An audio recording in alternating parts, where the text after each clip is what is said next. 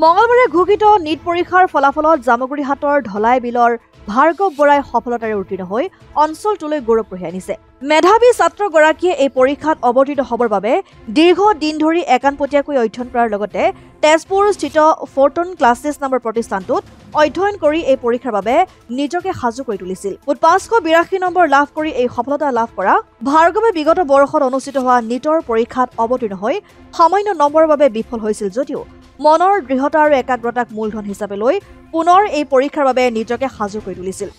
মেধাৱী ছাত্ৰগৰাকীৰ এই সফলতাত অঞ্চলটোৰ বিভিন্ন অনুষ্ঠান প্ৰতিষ্ঠান ব্যক্তি বিশেষে অভিনন্দন জ্ঞাপন কৰে।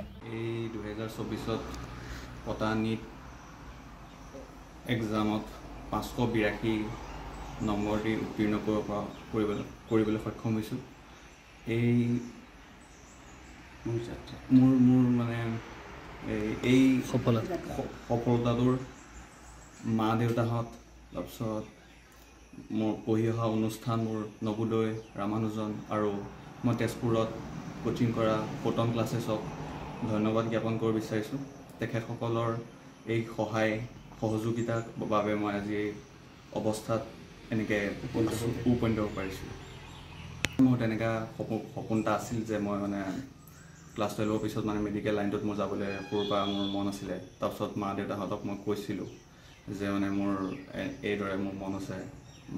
মাহঁতে মোক ক'লে যে তোমাৰ যদি মন আছে তেতিয়াহ'লে তুমি মানে এইটো কৰিব পাৰিবা। আৰু সকলো মানুহবিলাক কৈছে, ওচৰ চুবুৰীয়া মানুহবোৰে মোক উৎসাহ ছাপৰ্ট কৰিছিলে যে পাৰিবা তুমি। সেইবাবে মই আজি অৱস্থাত। কিমান ঘণ্টাকৈ পঢ়িছিলা?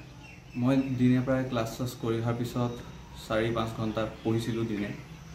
তেনেকৈ পঢ়ি মেলি খালি কনচিষ্টেঞ্চিটো মেইনটেইন কৰিব লাগে সদায়। এবাৰ প্ৰথম দিছিলা? এবাৰ মোৰ দ্বিতীয় নম্বৰ হয়। দ্বিতীয়বাৰ দিছা? দ্বিতীয়বাৰ দিছোঁ। যোৱাবাৰ কিমান পাইছিলা? যোৱাবাৰ মোৰ 500 হৈছিলে। 500 তাৰপিছত কাষ্টৰ কাৰণে অকণমান। ক'ত কোচিং কৰিছিলা? যোৱাবাৰ ফৰ্টন ক্লাছতে কোচিং কৰিছিলোঁ। হয়, এতিয়াও বহুত লোকে ধৰি লোৱা নিট পৰীক্ষাৰ বাবে সাজু হৈ আছে বা তেনেকুৱা কোচিং কৰি আছে, তেওঁলোকক কি আহ্বান জনাবা? তেখেতসকলক মই এইটোৱে জনাব খুজিছোঁ যে তোমালোকে যেতিয়া পঢ়া মেলা মন দি পঢ়িবা। তাৰপিছত যিবোৰ মানে ক্লাছত পঢ়াই মেলে আহি মেলি ভালকৈ এপাক চাবাহি, তেনেকৈ পঢ়িবা। খালি কনচিষ্টেঞ্চিটো সদায় মেইনটেইন কৰিব চাবা। তেতিয়া মানে তোমাৰ সফলতাৰ যোনটো বাটটো সেইটো মানে আৰু উজ্বলি যাব। প্ৰথমতে কেতিয়াও মানে মোৰ প্ৰথম চেষ্টাত মোৰ হোৱা নাছিলে, বিফল হৈছিলোঁ মই। সেইবাবে মই হাৰ মানি যোৱা নাছিলোঁ। মই বহুত অহাবাৰ মই মানে মনটো গোটালোঁ যে মই মানে আৰু এবাৰ দি চাম। সেইবাবে মানে অধিক কষ্ট কৰিলোঁ আৰু তাতকৈ। সেইবাবে মোৰ আজি এই অৱস্থাত আহি পাইছোঁহি। সেইবাবে মই ক'ম যে কেতিয়াও মানে হাৰি যাব নালাগে। ঠিক আছে, ধন্যবাদ। স্থানীয় ৰাইজ বা যুৱক হিচাপে অতি আনন্দিত। এইকাৰণে আনন্দিত যে ভাৰ্গৱ বৰা আচলতে সৰুৰ পৰাই খুব মেধাৱী আছিল আৰু একানপতীয়া আছিল, খুব অমায়িক আছিল।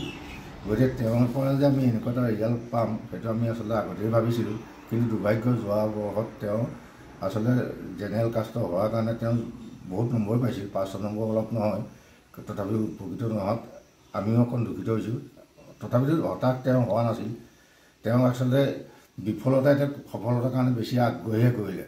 গতিকে তেওঁ এইবাৰ যিটো সফলতা আগবঢ়ালে তাৰ কাৰণে আমাৰ জামুগুৰি অঞ্চলৰ লগতে আমাৰ এই গাঁৱলীয়া এই ঢলাবিল অঞ্চলটোত এটা মানে এনেকুৱা পৰিৱেশৰ সৃষ্টি হৈছে যাতে ইয়াৰ পিছৰ জেনেৰেশ্যনটোৱে তেওঁক লৈ পেলাই কিছু আশা কৰিব পাৰে আৰু তেওঁলোকো অলপ আগবাঢ়ক এটা মানে পথ প্ৰদৰ্শক হিচাপে তেওঁ দেখা দিছে। ক'বলৈ আৰু ভাষাই নাই। আচলতে মাক দেউতাকে সদায় পুত্ৰৰ পৰা তেনেধৰণে আশা কৰে। আজি মোৰ ল'ৰাই মই যিটো বিচাৰিছোঁ সেইটো আজি দিব পাৰিছে, তাৰ কাৰণে মই যথেষ্ট সুখী। কেনেকুৱা আছিল পঢ়া শুনাত? তেওঁ ল'ৰা সৰুৰে পৰা অত্যন্ত মেধাৱী আছিলে। সি পঢ়া শুনাত কেতিয়াও সি হেৰি কৰা নাছিলে। সি সদায় নিজৰ পঢ়াটো সদায় পঢ়িছিল আৰু যিমান পাৰে যে পৰীক্ষাৰ আগত প্ৰথমবাৰ যেতিয়া বিফল হৈছিলে নিটৰ কাৰণে, সি দ্বিতীয়বাৰ অত্যন্ত কষ্টৰে যিখিনি দেখি কেতিয়াবা আমাৰ বেয়া লগা হৈছিলে তেনেকুৱা পৰ্যায়ৰ পৰা আছে ইমানকৈ পঢ়িছিলে। আচলতে এটা কথা হ'ল যে কষ্ট কৰিলে তাৰ ফল পোৱা যায়।